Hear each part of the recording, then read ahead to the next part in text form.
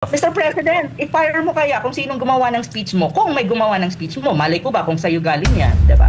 Tingnan nyo kung sino ang mga kandidato na tingin nyo would represent the Filipino people really. Sino ba ang nag-i-educate talaga ng mga kandidato at sino lang ginagamit, sino sa kanila ang gumagamit lang ng mga sensitive and critical issue in a manipulative way just to get a vote. Kasi kung gano'n ang proseso nila, they don't deserve our votes. Ang island, wala pong nanakaw na island noong panahon ni PRRD. Ha? Inagaw daw ang isla. So, sabi ko, nasan ngayon yung nagpa-fact check?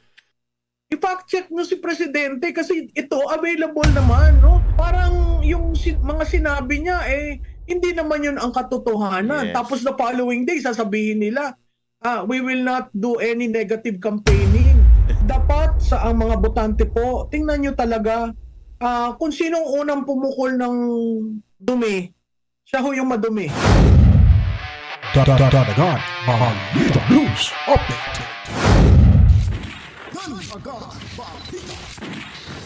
At sa amin, nakapag-harvest na kami, kakatanim lang eh. So, hindi, buti na lang yung timing, hindi yung bago ani, nakapag-ani na tayo. So, okay. It's, there's also...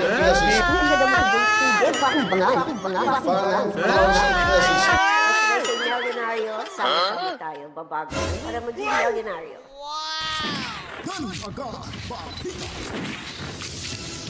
Ito, welcome back mga kabitaan, magandang buhay, kamusta ho? At tayo nagbabalik na naman upang pag-uusapan naman natin yung mga bagay-bagay na may kinalaman ho sa ating buhay-buhay mga kabalitaan. Congratulations sa ating lahat dahil meron ho tayong 48,090 subscribers mga kabalitaan. Paangat na ho tayo. So, siyempre, paangat ng paangat. So, ibig sabihin nun ay talagang love ho tayo ng ating mga viewers, mga kabalitaan. Maraming salamat sa hindi pa po nakapag-subscribe. Subscribe na ho kayo para ho tayong lahat lagi updated sa lahat ng mga pangyayari. At of course, mag-comment, like at i-share. Damihan nyo po yung like mga kabalitaan. Yung likes ho natin kailangan medyo dyan ho tayo babawi ho. And of course, pinutin ang notification bell. At huwag nyo pong skip yung ads na inyong mapapanood sa mga video inyong pinapanood ho dito sa ating munting bahay sa Danagan Balita Reaction Video News Update. At of course, babatiin ho muna natin yung ating mga masugid na tagapanood. Maraming salamat ho sa ating mga moderators and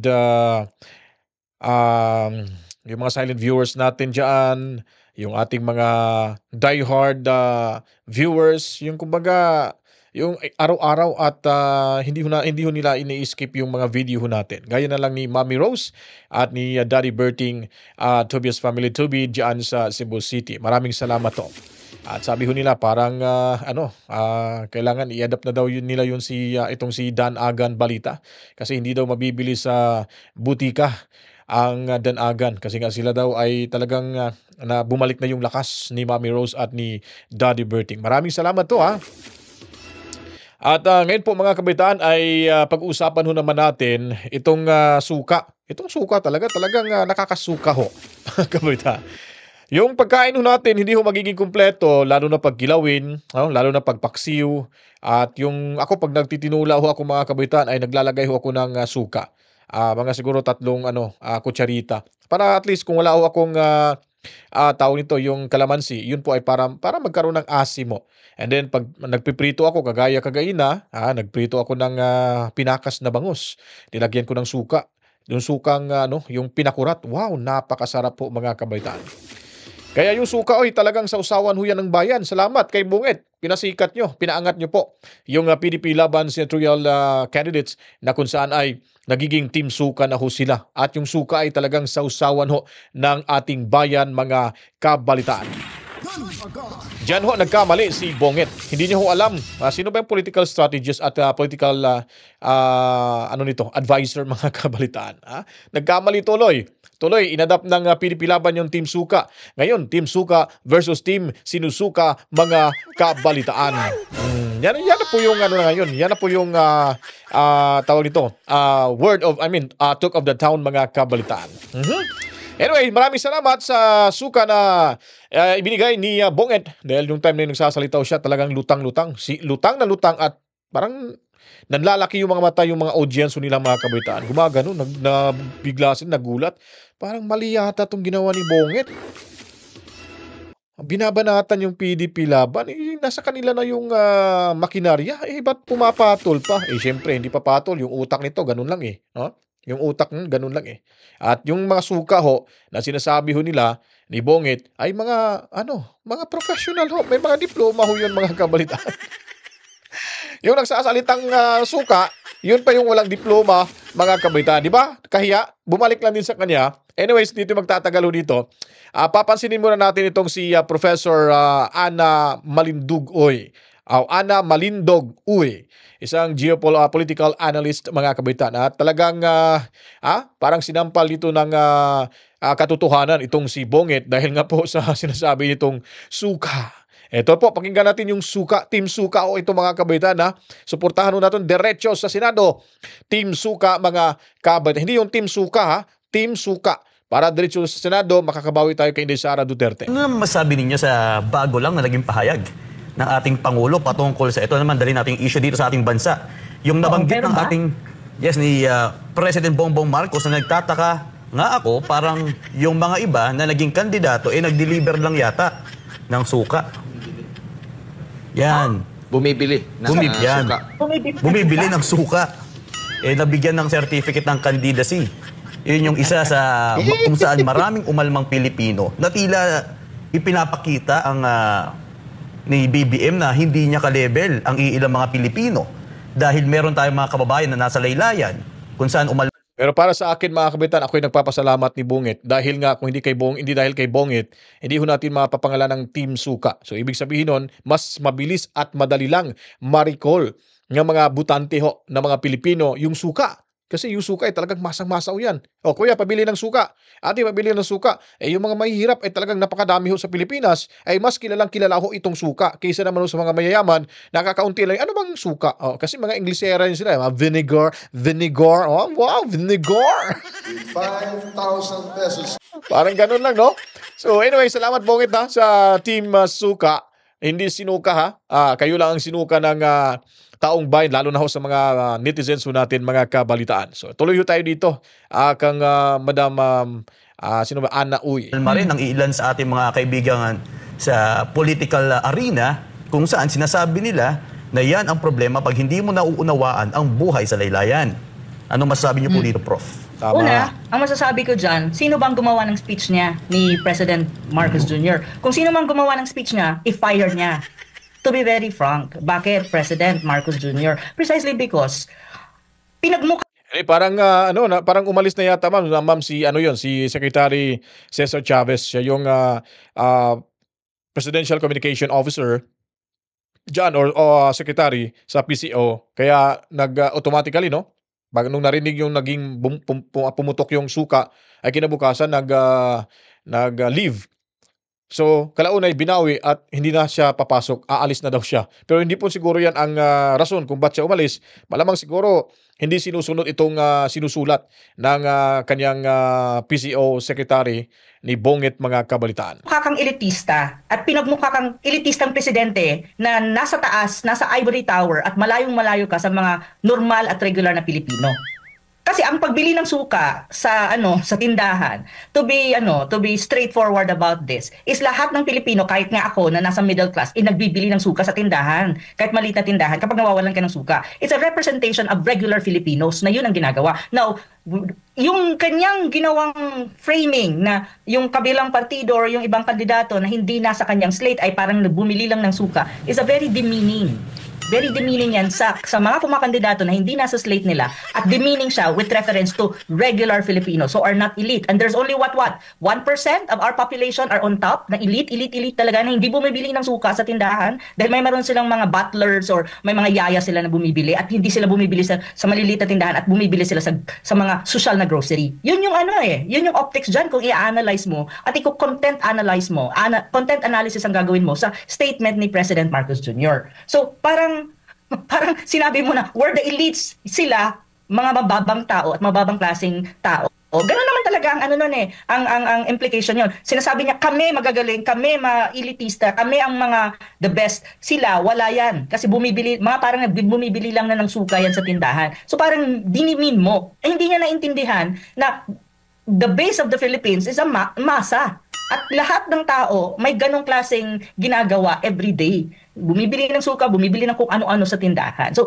I don't understand why yun nga hindi ko maintindihan sa proclamation rally na yan Bakit ganyan ang mga lumabas sa bibig ng presidente? Una, yung South China Sea. Ang optics is, we are anti-China, they are pro-China. Which is wrong. Which is a very unbecoming of a president for me as far as I'm concerned because that is a very sensitive issue.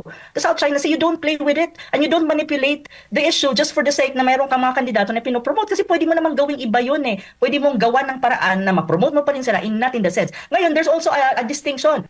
Kami ang hindi bumibili ng suka sa tindahan. So, we are elite, we're good and all that. Sila, parang bumili lang ng suka, sila ay mababang uri sa amin. At wala silang class, wala silang K. Which is also not true. Kasi kung titignan mo rin yung ibang mga kumakandidato, they also have their credentials, they also have their track record, they're very intelligent people. Well, many of them, I would not say all, but I would presume, mga tulad ni Kong Marcoleta, very smart and intelligent people. They have their track record. So why would you possibly coin them as parang bumili lang ng suka?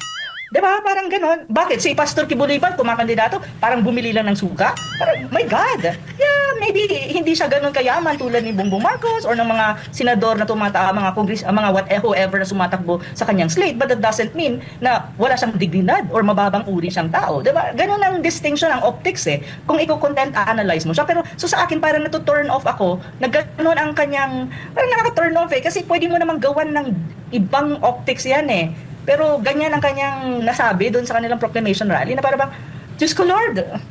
Yes, Prof. Mr. President, i-fire mo kaya kung sinong gumawa ng speech mo. Kung may gumawa ng speech mo, malay ko ba kung sa'yo galing yan, diba? Yes, Prof. Ano kaya yung implikasyon nito sa slate ni BBM? Well, kung ang mga Pilipino nag-iisip at context analyze nila yung mga sinabi doon sa proclamation rally ng partido ni BBM at i-contrast niya doon sa halimbawa yung PDP Laban kasi ang PDP Laban alam ko ngayong araw na to nagkaroon ng proclamation rally nandun kayo ng mga senador. Ano mga sinabi doon? Make a contrast, make an analysis. Tingnan niyo kung sino ang mga kandidato na tingin niyo would represent the Filipino people really and would never demean the Filipino people. Probably you can have an idea kung sino iboboto niyo. Kasi ganun yun hindi dapat maging yung election kasi ngayon, dapat maging election to na ang mga Pilipino ginagamit ang utak para tignan kung sino ang iboboto nila at sino ang hindi. At ginagamit din ng utak dapat ng mga Pilipino tignan kung paano dinadala ang diskurso ng mga importanteng issue na kinaharap ng bayan at hindi lamang nagre-rely sa mga sound bites or optics na minsan nakaka-off. So ito yun ito'y dapat yun. So tignan nyo kung anong sinasabi ng mga, halimbawa, nasa PDP at tingnan nyo rin kung anong sinasabi ng mga kandidato at ni BBM na nasa kabilang side. Tapos, i-assess nyo, sino ba ang nag-i-educate talaga ng mga kandidato at sino lang ginagamit, sino sa kanila ang gumagamit lang ng mga sensitive and critical issue in a manipulative way just to get a vote. Kasi kung gano'n ang proseso nila, they don't deserve our votes. We should have people who really think, who don't use manipulation just to get votes. But dapat tinataas ang level at ang taas ng diskurso, lalo na when you talk about critical and very important issues na kinaharap ng Pilipinas. Kasi ibig sabihin, kapag nalagay yan sa kanilang posisyon, at least may alam ang mga yan. Na kung wala, bakit nyo iboboto? Diba? Ganun lang kasimple yun. I hope the Filipino people at this time, my God, tawag nito please lang, isipin nyo mong mabuti kung sino ang boboto nyo. Huwag lang yung porque nagsabi na sila pro-China kami, hindi, iboboto nyo na yung slate ni BBM. No, it should not be like that. Try to be a little bit more educated about these things. Yun po, napakaganda ho yung paliwanag ni Professor Ana Uy or Malindog Ana Uy, no? I mean, Ana Malindog Uy, rather. Okay, so narambol na tuloy. So naniwala ho tayo doon mga kabitan kasi nga po, pag ganitong klase hong pambaba na to ng ating presidente sa kanilang kalaban, ay makikita ho talaga natin kung anong personalidad na meron itong ating presidente. At tama ho, ang sinasabi ni Tatay Digong Duterte na wala ho itong sense of leadership. At the same time, ito ay wala sa katinuan dahil nga ika ni Tatay Digong ay bangag tulagi mga kabalitaan. So tingnan nyo, panoorin nyo, ulitin nyo po yung sinasabi nyo dito. Minamaliit ho yung suka. Sa dami-raming pwede niyang sabihin ay ganun ho yung panginginsulto. Pero kabaliktaran ho yung resulta. Hindi ho na-insulto itong mga, so masakit sa part, pero not to the extent na na-insulto sila. Kaya nga, itong pagkakasabi ni Bonget na suka ay nakakatulong ho ito sa PDP laban. Dahil nga po, ay mas nanindigan ho yung taong bayan na karapat-dapat na maging Pangulo or magiging opisyal ng ating bansa, magiging senador, ay itong senatorial candidates ho ng PDP laban. At itong sinasabi ko mga kabitaan, nagawa na ngang sabihin yan, nanginsulto na sa mga kalaban itong si Bonget, nang babastos na, minamaliit na yung suka. So papayag pa po ba tayo na ipapanalo yung kanyang mga kandidato dyan sa senatorial candidates ho niya?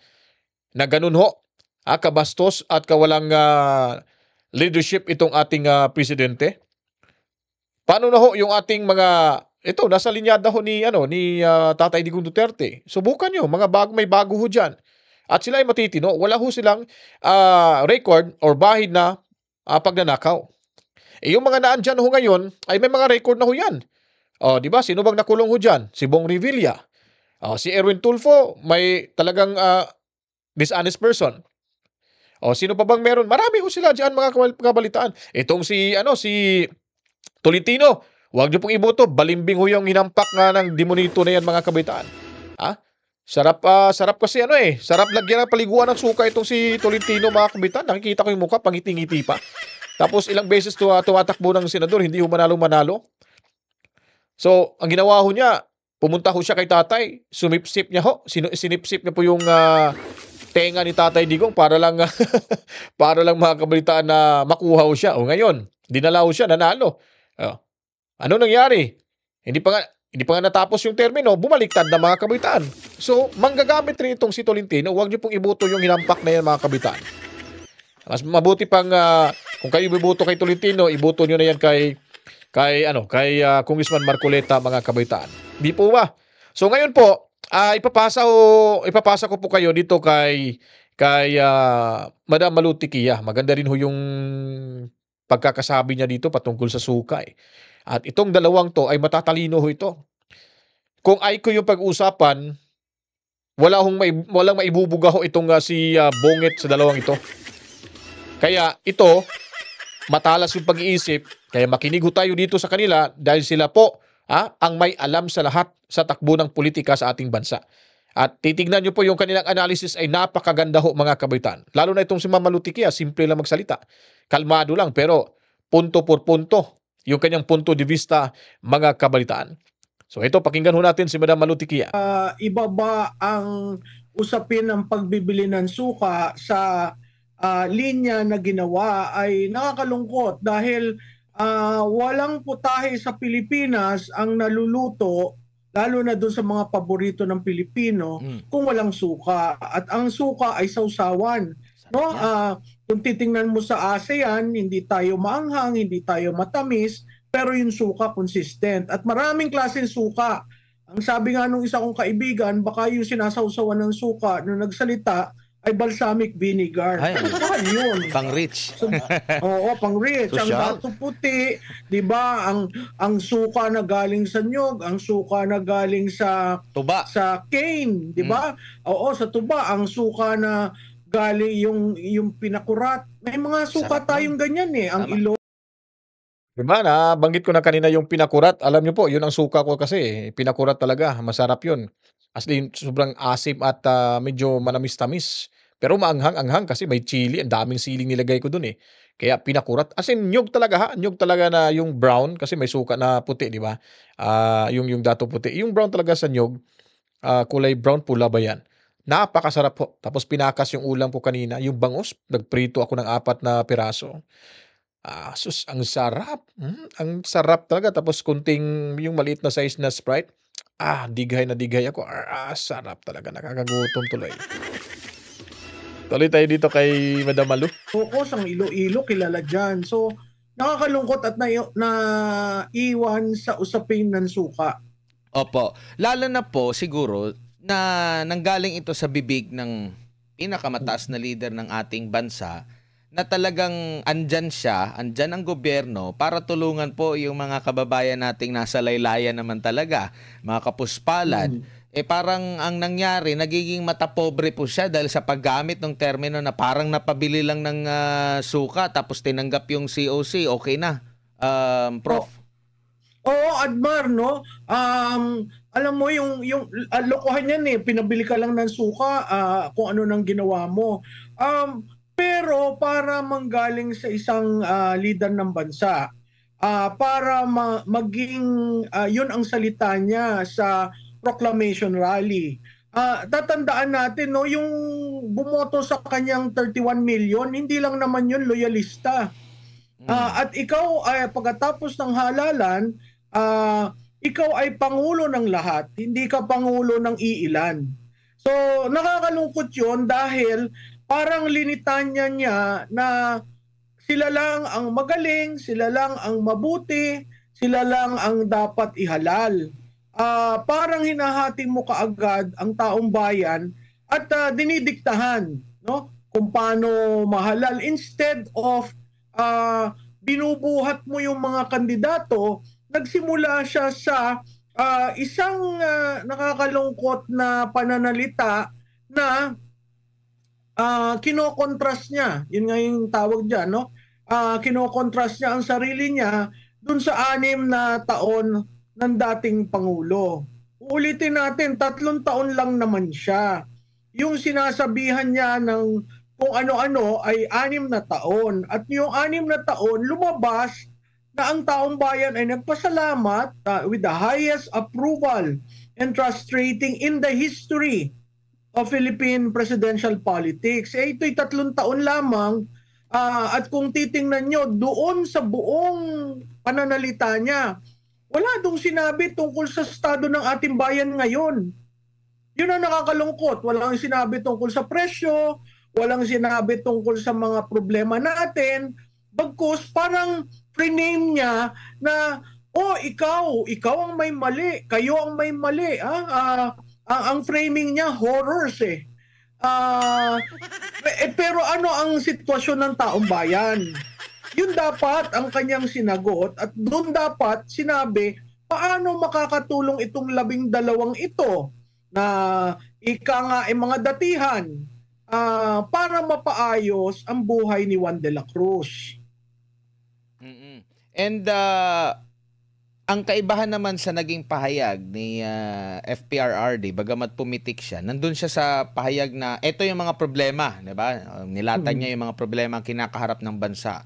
At sabi niya sa taong bayan, kung sa tingin ninyo ay nasolusyonan ito ng kasalukuyang administrasyon, piliin ninyo ang kanyang mga pambato. Kumbaga, pinopromote pa nga sila Pero kung hindi naman, piliin ninyo itong pambato ko kasi meron sa kanila yung possible makatulong sa ating mga problemang kinakaharap. Yan yung isa sa mga kaibahan talaga nung naging pahayag po, Prof. Oo, Admar. Makikita mo naging fair siya. Imbis na sumagot, no? Ang pustahan nga kagabi, sasagot ba dun sa mga tinapon ng leader natin, no? Hindi siya sumagot. Ang isa lamang sinagot niya ay yung tungkol dun sa paggamit ng droga. At pinabayaan na niya at generalize niya. Kung gusto niyo sa kanila, di dun kayo. Pero ito yung aking mga kasama. Kaya napakaklarado na parang mali yata yung proclamation rally kasi ang proclamation rally is being made para ihayag mo sa bayan yung mga kasama mo sa slate. At bakit importante silang makilala? Una, pangalawa, sundan during the 90-day campaign period. Pangatlo, alamin ang background. At pang-apat, iboto. So, may sinabi pa siya dyan, alam mo, ang demokrasya ay tungkol sa choice. No? At kaya ako dinadala doon kasi pagdating mo sa lokal walang choice yung ginagawa nilang unopposed, no? Kaya paano marerehistro ng taong bayan kung ang isang kandidato ay unopposed at naging unopposed dahil inayos na maging unopposed. Ayun, failure yun ng demokrasya kasi walang choice. So maganda yung pagkakasabi ni Presidente Duterte, at hindi siya nagtagal doon sa mga sinabi. Pero alam mo, maaanghang yung mga sinabi kasi hindi ko alam kung sinong gagawa ng fact-checking doon sa may 7 na sinabi ang Pangulong Marcos tungkol doon sa paano niya kinarakterize yung PDP laban. Mhm. And bago lang si Master Judea, ang negative campaigning po ba ngayon, Prof, ay kinakagat pa ba ng taong bayan? Or parang nagsasawa na ang mga botante na alam namin pag panahon talaga ng eleksyon, batuhan talaga, nagpipersonalan na talaga yan. Parang alam ko na yan, yung mga ganyang galawan, ang gusto namin talaga, etong problema, anong solusyon ninyo? Prof? Oo, Admar, maganda yung tanong mo. Historically, ang Pilipinong botante ayaw ng tapunan ng putik, no? Very personal ang botante, and yet ayaw niya yung tapunan ng putik. Itong ginagawa ay talagang tapunan ng putik na hindi na ko contextualize, no? Katulad nung sinabi na bahid sa dugo sa tokhang. Para mong totally reneject yung nangyari nung 6 na taon na sinusuportahan naman ng tao. Sinabi niya yung kasabwat sa pagbubulsa ng sako-sakong pera during the pandemic. Abay, magpasalamat po tayo dun sa pandemya dahil na-handle ng maayos. Bakit ko nasasabi niyan? Una, hindi kumuha ng panibagong budget. Pinagsama-sama yung natitira para magamit yon. Pangalawa, sinubukan nilang i-depress yung presyo ng mga mask at lahat para sigurado ang bawat Pilipino ay meron. Pangatlo, sinisisi niya ang yan daw sa pinabayaang magkasakit at mamatay. Ginoong Pangulo, si Secretary Galvez, nasa inyo, pwede niyong tanungin. Kinukuha niyo ngayon si Secretary Dizon, pwede niyong tanungin, ano ba talaga nangyari? Para muhusgahan ang isang bagay, lalo na dyan sa pandemya, na lahat naman ng bansa nahirapan. Yun ang hindi ko masisikmura. Pang-apat, tinira niya yung pumapalakpak daw sa China. Ang dami niyang sinabi doon. Saan ba tayo nagkaroon ng problema? Kailan? Yung mangingisda, nakapangisda. Dahil si PRRD, sinigurado niya na buksan. Yung binomba ng tubig, sinabi niya yan. Nagpa-file siya ng mga anong tawag dito? Complaint. So, hindi naman totoo na meron pa siyang tinamaan ng Coast Guard, hinarang ang mangingisda, ninakaw ang island, wala pong nanakaw na island noong panahon ni PRRD, inagaw daw ang isla. So, sabi ko, nasan ngayon yung nagpa-fact check? I-fact check nyo si Presidente kasi ito available naman, no? Tapos may sinabi siya doon na sakristan ng isang bulaang propeta. I was so surprised. Yung mga words coming from an incumbent, no? Nasabi dahil sa pagyurak ng ating kabataan at kababaihan. Mr. President, hindi pa naman ho. Kasi yung mga sinabi niya, very wording on injustice eh. Hinuhusgahan na, biro mo sabihin bula ang propeta, hinuhusgahan na kaagad. Bakit? What do you call this? Ang hustisya ba? Tanging ang pinuno lamang ang nagsasabi? No? Meron rin siyang sinabi dyan na wala sa kanila ang tagataguyod ng pugad ng krimen. Siguro ho, hindi rin ho ito tama dahil kung titingnan nyo sa Pogo, sino ba dun sa mga nasa slate nila ang nag-host ng Pogo facilities? No? Sentro ng lapastangan ng mga kababaihan, ang mga Pogo. Siguro ho, tingnan ho natin, kung hindi ginawang batas ang pagre-regulate sa Pogo, siguro ho mas masahol pa tayo. Ba't naging masahol? Kanino ba naging masahol? Ito bang administrasyon na ito o yung dati? Kasi para ang pinipinta niya doon sa proclamation speech niya, napakalinis nitong administrasyon na ito.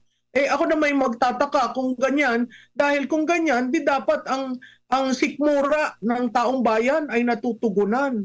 Hindi mahal, no, ang mga bagay-bagay, at tayo ay tahimik na namumuhay dahil ang kailangan natin ay natutugunan. Opo, Mr. Judea. Prof, good afternoon po. Okay, regarding pa rin po ito sa Team Suka tsaka yung sinusuka, no? So para sa akin, Prof, tingin ko nagamit nila itong mga negative na salita ni Pangulong Bongbong Marcos dito sa kanilang advantage sa PDP laban. Pero sa tingin niyo po ba makakatulong sa PDP laban na kada patutsada ng Marcos slate ay sasagutin nila? Ay, Master Judea, ako ay naniniwala na maghaing ng programa, maghaing ng plataforma, yun yung tinatawag na take the high moral ground. Kasi ang gusto ng taong bayan, sandali lang mataas ang elektrisidad, mataas ang tubig, ang aming mga pagkain, yung panggisa, ang mamahal. Tugunan yun. Tugunan yung problema sa traffic, tugunan yung problema, ang dami nating problema.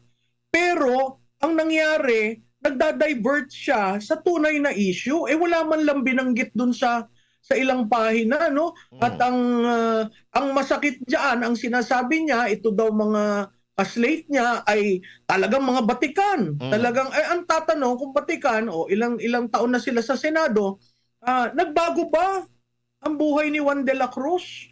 Yun dapat ang dadalhin natin sa presinto pag tayo bumoto. Ako ba ang buhay ko nagbago in the past 3 years?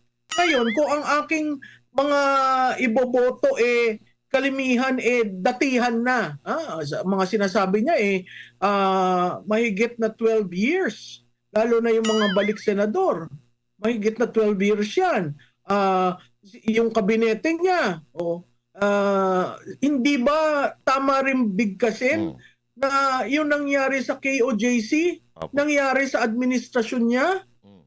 Ay noong walang presidente ang sumugod sa isang religious organization na nagyari na may namatay, may sinira, walang nangyaring ganyan. Pero sa kanyang definisyon, maayos at marangal ang kanilang slate. Doon ka magtataka, ito ba'y namumuhay sa ibang verse? No? Kasi parang yung mga sinabi niya hindi naman yun ang katotohanan. Yes. Tapos the following day, sasabihin nila, we will not do any negative campaigning. well, to the slate of Alianza, your leader just did. So how can you now say we will not do negative campaigning when the president himself laid out to everyone in his baluarte? Yes. Diba? Yun ang nakakakuan. Sandali lang kako. Ba't sa baluarte mo yun, diba? Ba't sa baluarte mo binabasag yung mga ganong mga salita? Yes. Hindi ba dapat sa baluarte, iyon na yun? So ako, bilang nangangampanya, ang tinitingnan ko dyan, yung mga tao ba, pumalakpak, nakangiti ba, how were they? Kasi it wasn't a proclamation rally that we always see. Alright. So Prof, pahabol pa rin, regarding pa rin dito. Kasi sa tingin ko, ito po yung magiging campaign strategy nila. Kasi yung mga sinabi ni Pangulong Bongbong Marcos doon sa proclamation rally, yung mga negative things na mga sinabi niya, sinabi pa rin niya doon sa isang rally or campaign diyan sa Visayas, no, maliban lang doon sa Suka. At kung papasyalan niyo po yung Facebook page ni Pangulong Bongbong Marcos, makikita mo niyo po doon as mas lamang po yung laugh emoji. So ibig sabihin po, pinagtatawanan po siya ng taong bayan. So now, ang tanong ko po ito, etong mga reaksyon ng taong bayan po sa leader ng alyansa ay makakaapekto rin po ba ito sa kanyang mga kandidato na ibang persona naman? Oo, Master Judea, ako nagulat ako na sumasama siya halos, no? Ang ayon sa aming pag-aaral, ang endorsement, ang number 1 endorser is si PRRD. Pangalawa si BP. Pangatlo si Presidente Marcos. So kung pupunta ka dyan, tapos hindi naman ikaw ang top endorser, pangalawa, babanat ka at babanat ng wala sa lugar, may problema yon. Kasi kung ganyan ang gagawin niya, imaginein mo, Master Dudea, kung 5 araw na sunod-sunod o 5 rallies na puros banat siya ng banat, ay talagang magagalit, ay galit na ang taong bayan, so ginagalit niya. So hindi ko alam kung anong klaseng estratehiya yan na imbis na pag-usapan ano ba ang mga solusyon natin. Yun ang pag-usapan. Pero kilala siya sa diversionary tactics. Alam naman natin na pending yung PhilHealth, pending yung GAA, di ba? So ito, maiinit na mga issue na pag nabuksan ng Korte Suprema, magiging defining moment sa kampanya. Pending rin yung impeachment, kahit ayokong pag-usapan yon dahil election dapat ang pinag-uusapan, pero dahil ginigiit ng ginigiit, makikita mo yung kumpas. Hindi naman Master Judea bobo ang mga botante. Correct. Okay, thank you po. Opo, merong isa siyang ini-endorso na noon ay grabe ang banat sa kanya. Sabi nga niya na grabe daw yung korupsyon ng mga Marcoses, tapos iboboto natin siya. Napakatalino na raw ng mga tao kung iboboto pa talaga siya, no? At nabanggit din siya na magkakaroon ng martial law kung maging presidente si Marcos. Tapos after nito, nung siya ay naghain ng kanyang kandidatura, ay panaypuri na sa presidente. Itong ganitong klase ng kandidato po, ano po yung basa po nyo dito, Prof? Well, alam mo, sino ba yan? Yung taga-Bukidnon o yung... Taga-Bukidnon. Yung nagkamali. Narelocate. Opo. Si Manny Pacquiao yun. Diretsuhin nyo na kasi. Taga-Bukidnon po. Yung taga-Bukidnon. Alam mo, hindi na seryoso ang mga politiko sa kanilang pananalita. Kasi bakit ka gustong sumama sa administrasyon? Siguro, unang-una dyan yung pera. May pera, may makinarya. So, kung ako ay lalaban, gusto ko bumalik, mahalaga. Yan yung nangyari kay Tol Tolentino. Iniwan ang tumulong sa kanya, nagpunta dito sa may makinarya at may pera. Nagulat ako kay Senator Ping Lacson na nag-declare na independent pero nung proclamation nandun. Nagulat rin ako kay, siguro maiintindihan natin kay Senator Marcos dahil baluarte naman kaya na andun. Pero makikita natin siguro sa inyong mga tagapanood, makikita na ho natin sino ba ang talagang nagpapakatotoo. Kasi kung ikaw talaga nagpapakatotoo, ang bayan, ang bansa, si Juan de la Cruz, ang dapat dala-dala mo at kapanalig mo. So doon sa nagsabing yan, makikita natin, yun nga yung sabi ni Presidente Erap, weather lang. Yan ang perfect example ng weather na politiko. Opo. Dito po sa kanyang speech sa Iloilo, sinabi niya rito, and I quote, yung alyansa, sabi niya, at nabanggit ko po yan dahil ipinagmamalaki ko ng alyansa lamang ang samahan na kumpleto ang kandidato sa bawat pesto na tinatakbuhan ngayong eleksyon na ito sa national hanggang sa pinakamalit na bayan ng sangguniang member. Yan po ay dahil tinitingnan po natin ang ibang mga partido raw, nagkandarapa sila sa paghahanap ng kandidato. Hirap na hirap silang kumuha ng mga miyembro. Sabi pa niya dito, hindi nila maunawaan kung bakit ang alyansa na kumpleto natin yung lineup. Madali lang pong sagot dyan dahil ang alyansa lamang sa lahat ng mga grupong politiko na kasama sa halalan na ito, ang alyansa lamang ang may paninindigan. Hindi ito pagsasama para magtulungan lamang para tulungan na sila ay mahalal. Sila po ay may paninindigan na sila ay kapit-bisig na tutulong at gagawin ng lahat para pagandahin ang buhay ng bawat Pilipino at pagandahin ang mahal nating Pilipinas. Meron daw paninindigan at naging basihan ba ito na yung nagsama-sama yung iba't ibang mga partido, palatandaan ba ito na maganda ang isang line-up? Kasi kung maalala natin, galing din ito sa PDP laban yung iba. Well, Admar, diyan lumalabas ang tinatawag na budol.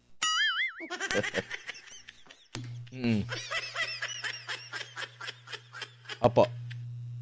So, One word lang, budol. Kung ganyan ang kanilang salitaan sa Iloilo, na yan dilaw, no? Makikita mo yung girian doon sa traditional strongholds ng dilaw, pumapasok sila at tinitingnan at nagbabaka sakali. So, yung may paninindigan, gasgas na salita na yan sa politika. Kung kaya ako, parati kong sinasabi, pag kayo'y bumoto, isipin nyo lang ang isang bagay. Nagbago ba ang buhay ko ngayon? Yun lang ho. At kung hindi ho nagbago, klarado naman kung sino ang iboboto nyo. Ngayon, kung ang gusto nyo ay yung patuloy pa rin in the past 3 years, yun nga yung sabi ni PRRD, hindi sila ang iboto nyo. Yun ang demokrasya. Yun ang esensya ng demokrasya. Pero hindi ho sinabi sa demokrasya na kayo'y magpabudol. Prof, ano tingin niyo po dito? Kasi matapos po itong kontrobersiya regarding dito sa suka, mayroon pong dalawang natanggal dyan sa PCO. Sa tingin niyo po ba konektado ito dito? Alam mo, sa tingin ko, at siguro idagdag ko lang dyan, Master Judea, nagkaroon ng training yung kanilang mga social media. Sa tingin ko, kahit hindi coordinated yung sa side ng kay Presidente Duterte, mas lumalamang yun dahil kayang magdiskurso on an issue basis, samantalang yung kabila, tapon lang ng tapon ng putik. So, sa tingin ko yung nangyari dyan sa PCO, girian ng paano gagawin ang mensahe para sa eleksyon. Paano mo pababanguhin ang Pangulo para meron siyang kontribusyon sa endorsement. Paano mo siya ipapakita na leader na kayang, anong tawag doon? Leader na may political will. Kasi in the past 3 years, hindi naman natin nakita yung political will na yon. Biglang nag-beast mode sa Ilocos, kaya ang taong bayan nagtaka. Bakit ganon? Bakit galit ang Pangulo? Pero yun nga, ang kinakalimutan niya na maling-mali dun sa kanyang proclamation, nasan dun si Juan de la Cruz? Hindi nyo nabanggit si Juan de la Cruz.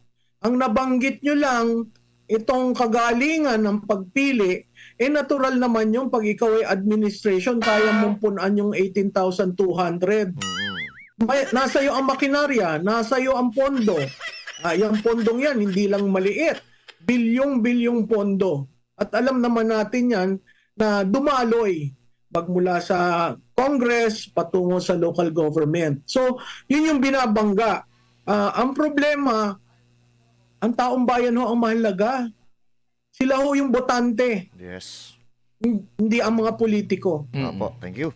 Prof, nabanggit mo na ito yung issue dun sa China.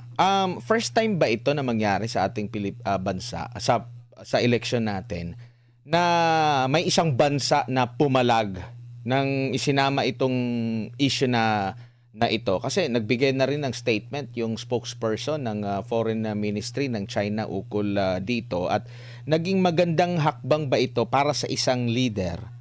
Dahil alam mo naman, ang ekonomiya natin ngayon hindi ganun talaga kaganda, at ang partner natin talagang isa sa mga nangunguna dyan, yung China. Hindi naman nagbigay ng kaya matapatan ng Amerika, yung kaya maibigay ng China. Nakikita nyo po ba na may masamang epekto din ito lalo sa ating relasyon dito sa China? Ang ibang mga bansa, talagang matindi yung ugnayan nila sa bansang ito, China. Si US naman, doon na sila more on kapayapaan. Kausap na yung Ukraine at Russia dahil gusto ni Trump, ng Trump administration na ng kapayapaan. Nakausap na rin niya. At buong ipinagmalaki ang presidente ng China na tutulong sa kanya para dito sa kapayapaan sa Ukraine. Alam mo, Admar, ngayon lang nangyari sa midterm elections kung saan may foreign policy pronouncement at diniin laban sa China. Sa tingin ko, yung pagkakagawa ng speech niya, siguro meron silang mga certain sectors na gustong isama dito sa kanilang kampanya. Siguro mas mahalagang na isama niya doon yung pagpopondo sa AFP modernization at saka doon sa MUP, yung insurance ng mga sundalo. Bago tayo lumabas sa China, ayusin muna natin yung internal natin.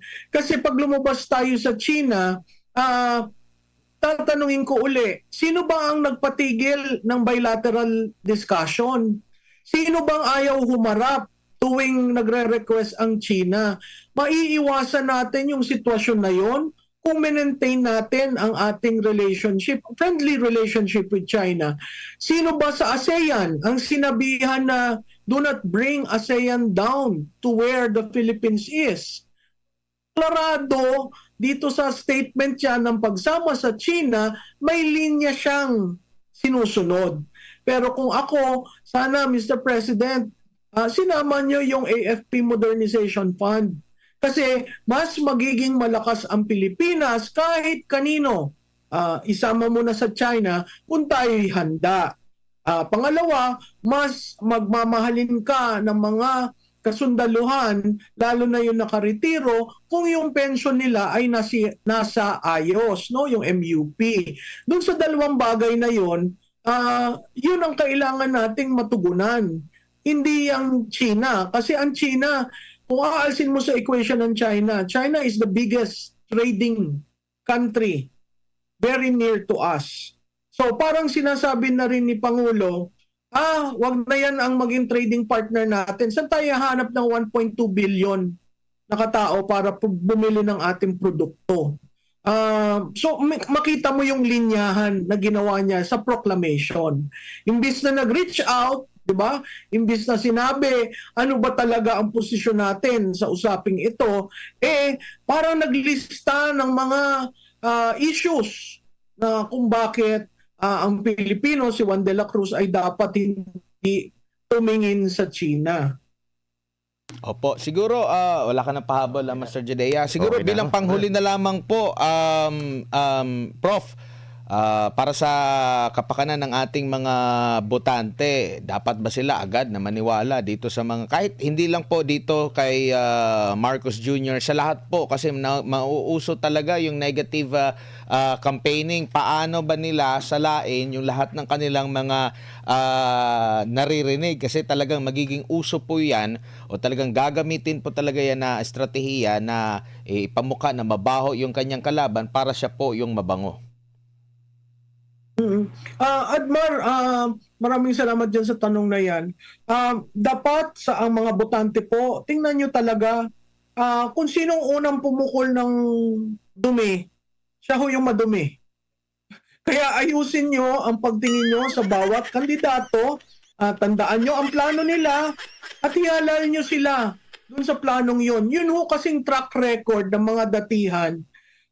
Napakahirap ho himayin kung ano ang kung saan sila talagang nagtaguyod ng interes ni Juan de la Cruz. Ang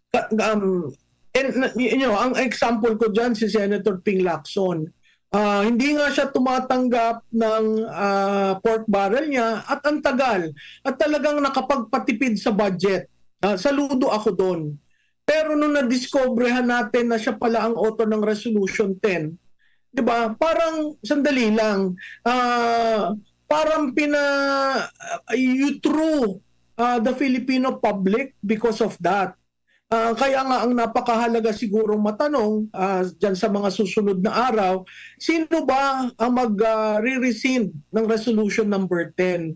Sino ba ang mag-aalaw na magkaroon ng liquidation, hindi by certification, ibalik dun sa 8th Congress na liniliquidate isa-isa? Pangatlo, sino ba ang aayaw sa pork barrel? Oo, wala na pong pork barrel pero nakita naman po nyo ang bukol sa DPWH budget. Ano po yun? Diba? Mas maganda sana mag-file na lang sila ng public works bill na ginagawa dati. Tapos lahat ng proyekto, long term, makikita mo hindi patse-patse. Marami tayong, sino ba ang zero corruption? Mahirap po yung zero corruption, pero kung may titindig dyan at magsasama-sama sila, kahit iilan lang po, may alternatibong naririnig sa Senado. Mahalaga po ang Senado dahil two-chamber tayo. Dun sa House po, pag binaba po pag pumasok na ang local campaign, ang mahalaga po dyan, sinong nakatanggap ng pondo ng taong bayan at binubulsa. Yun po ang mahalaga dyan. Kaya dapat mapagmatsyag at talagang involved. Tingnan nyo po, makinig kayo, sumama kayo sa discussion dahil po ang 6 years ng buhay natin ang maaapektuhan sa ating ihahalal na senador at 3 taon ang maaapektuhan sa atin sa hinahalal nating kongresista at party list.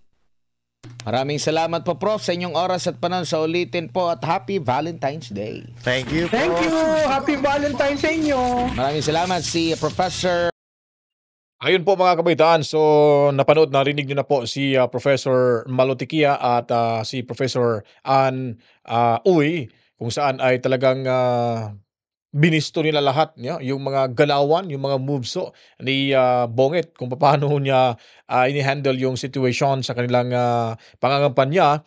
Ay sabi pa nga ni Malo, kung sino yung nagtatapo ng putik ay siya yung gumagawa. Hindi ho yung pinagtapunan ng putik mga kabalitaan. Talagang putik na ina mo mga kabalitaan. At kukomentaryuhan din po natin itong sinasabing awayan, girian sa South China Sea at sa ating bansa. At lalo na ho yung mga nasandwich dito, yung mga mangingisda ho nating mga kababayan. Sa panahon kasi ni Tatay Digong Duterte ay hindi ho natin narinig yung kaguluhan dyan sa South China Sea. Dahil nga po una sa rason, ito po ay nakakatulong yung pakipagkaibigan ni Tatay Digong at yung arrangement nila. O sige, sa parting yun ay iyo yun. At sana pagbibigyan nyo rin yung ating mga mangingisda na makapagpangisda. Dahil yun po ang kilang pinagkukuha ng pang-araw-araw. Hanap buhay nila ho yan. So wala ho tayong naririnig na ganon. Yung Build Project, tumulong ho din yung China. Iba yung mga materyales. Nasa kanila din lahat at napakaganda ho yung mga tulay ho natin sa ating bansa ho ngayon. At yung sinasabing nagkakagulo, inaagawan ho ng isda, yung mga mangingisda, ay ang mga sisisi ho dyan, itong si Bongit talaga. Dahil pilit niya ho, pinagpipilitan niya ho na aawayin yung China. Ipinapamukha niya yung sa China na yung China ay kawatan ng mga isla. Wala namang isla. Tama si Mamalutikia na wala namang islang ninakaw ho ng China. Kumbaga inaangkin lang mangho yung mga sa kanila at sinasabi dito na naayon din sa kanilang yung mga pruweba ho nilang ipinapakita ho sa ating bansa. Kaya dapat sana ang magandang gagawin ni Bungit para hindi ho magkakaproblema. Kasi pag tutuluyan tayo ng China, wala ho talaga tayong kalaban-laban mga kabaitan. Lalo na ho si Trump. Ayaw niya po ngayon ng kaguluhan sa mundo. Sa kanyang bansa, sa ibang mga kaalyado niyang ibang bansa, sa Middle East at sa bandang Russia, Europa, lalo na ho sa ating bansa. Ngayon, pilit ho, ginagamit ni Bungit yung mga kasundaluhan sa Amerika na ipapakita at ipo-front niya na hindi tayo natitinag dahil kumakampi ho or kakampi yung Amerika sa ating bansa mga kabaitan, which is maliho yung estratehiya na yan dahil talagang mapapahamak ko tayo sa bandang huli. Tandaan po natin, sleeping giant po yung China. Pag nagising ho yan, pag talagang magdi-decide na ho yan na bubumbahin tayo, 1, 2, 3 bagsak lang ho ng kanilang missile, talagang wasak ho yung ating inang bayan mga kabaitan. Kaya nga po, sa panahon ngayon, ay it's about time na mga kabalitaan na tayo ay makabawi ho at makapaghiganti sa administrasyong ito sa pamamagitan ho ng diretsyo sa Senado, yung siyam ho na mga senatorial slate or candidates ng PDP laban. At ito ay inendorso na rin ni VP Sara Duterte at makinig ho tayo sa mag-amang Duterte dahil sila po talaga ang totoong may malasakit sa ating bayan. At itong lahat na laban na ito ay hindi ho, inuulit ko talaga, hindi ho para ito sa atin, sa susunod na mga henerasyon. Kaya kailangan ho magising na ho tayo sa katotohanan. Huwag ho tayo magpapaniwala sa mga sinasabi ni Bongit na talagang paninira lang ho lahat. At yung mga nasa WAD committee, yung sa mayabang kapulungan na sinasabi yung mga DDS ay mahilig sa fake news or fake news peddlers, pinapatunayan lang ng kanilang amo na yung amo ay pinaka number 1 ho sa fake news peddlers, mga kabataan. Dahil nga po ang dami niyang maligasyon at ang dami niyang paninira. Pero simple lang ho yung ginagawa ng PDP Laban ay kumbaga kinakausap yung taong bayan at pinapaintindi sa kanila kung anong meron ho sila at kung anong meron sa kabila. At sila ay tapat sa kanilang sarili na wala hong pambubudol dahil itong administrasyon na to ay puno talaga ng pambubudol. Eksperto yung pinsan nga ng kanyang asawa, nahuli nga si Margie dyan sa Iloilo ay nambudol ng estafa, mga kabalitaan. So nakalatay na ho yan sa kanilang ugat, dugo na gagawa ng ganong panluloko ho sa kapwa. Siyempre, sama pa nito na si Makoy Senior ay gawain na rin ho, mga kabataan. So, kung ano yung puno, siya rin magiging bunga, mga kabataan. Kaya kailangan natin ipaglaban ang karapatan ni Sara Duterte, dalhin ho natin at kumbaga ipapanalo ho natin yung impeachment laban sa ating Pangulong Inday Sara Duterte, at siya ay dapat manalo ho dito sa pamamagitan ho ng diretso iboto sa Senado, dalhin sa Senado ang siyam na mga kandidato sa pagkasenador sa PDP Laban, mga kabalitaan. Kailangan ho natin sa Malacanang sa 2028 presidential elections ang isang agila na mula ho sa South, mga kabalitaan. Kaya tulungan ho tayo dahil para sa lahat at para sa ating inang bayan.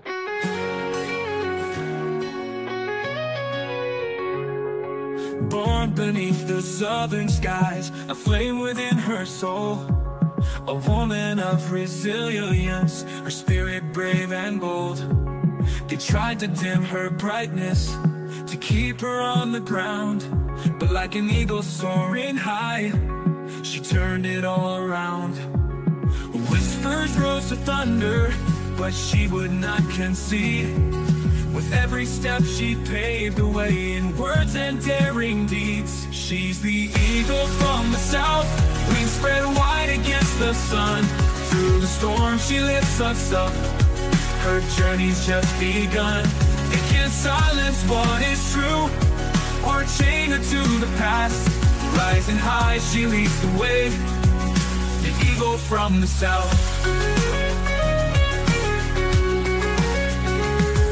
Shadows tried to cloud her path, and doubt began to creep, but she held on to her dreams. Their heights were hers to keep. They came at her from left and right, but she stood firm and strong. Their arrows couldn't pierce her heart, her will would march along. Mountains rose before her, rivers deep and wide, but she forged on undeterred, with us all by her side.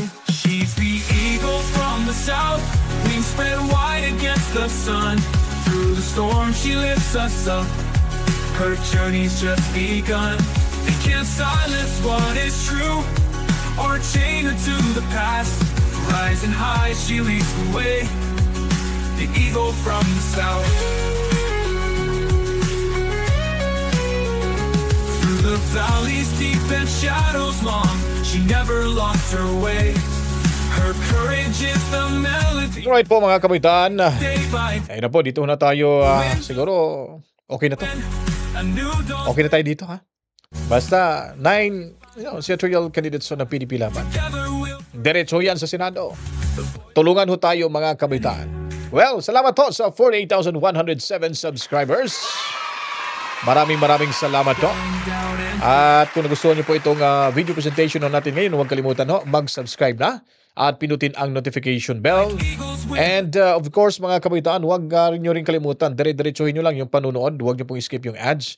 Mag-like, damihan niyo po yung likes natin, and then mag-comment at i-share niyo po ang video ito para malaman ng mga kababayan natin na hindi pa po nakakabisita sa ating munting bahay. From the south, we spread wide. At mamaya babalik ko tayo sa karagdagan pang mga ibibigay ho natin mga impormasyon.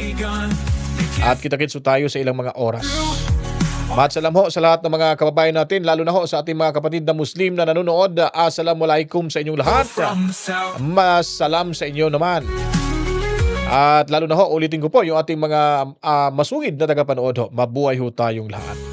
At ngayon po, ako'y magpapaalam na talaga. Ako'y magbabalik. So, hintayin nyo lang po karagdagang mga impormasyon dito lamang ho sa ating munting bahay. Ang reaction video ng Danagan Balita News Update. To God be the glory, Mama.